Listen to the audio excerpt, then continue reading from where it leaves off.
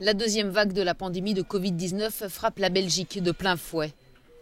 Dans l'unité de soins intensifs de cet hôpital de Charleroi, la situation est critique. Le service arrive à saturation. Déjà sollicité à l'extrême depuis des mois, les personnels soignants sont à bout. De voir parfois la réaction des familles, parce que donc ils ne viennent pas et puis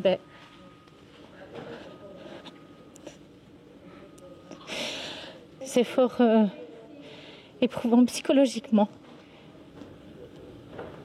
On a du mal à dormir et je ne suis pas la seule, on a du mal à dormir. La Belgique enregistre plus de 11 000 contaminations par jour en moyenne et près de 400 hospitalisations quotidiennes, soit un niveau jamais atteint depuis la première semaine d'avril. C'est vraiment une sacrée saloperie cette maladie. Je ne l'ai pas pris au sérieux non plus. Et maintenant je sais que je vais le prendre très très au sérieux. La Belgique compte actuellement plus de 287 000 cas confirmés de coronavirus et plus de 10 600 décès depuis le début de la pandémie. Et l'avenir inquiète.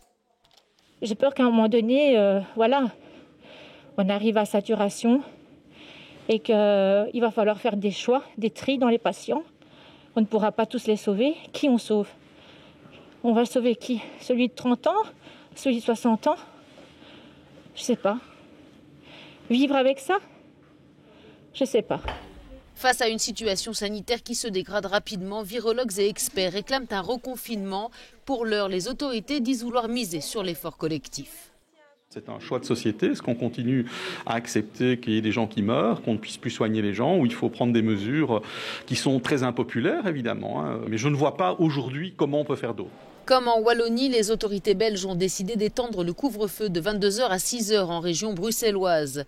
Dans cette zone, les sorties sont également réduites de manière drastique. Quant au port du masque, il redevient obligatoire.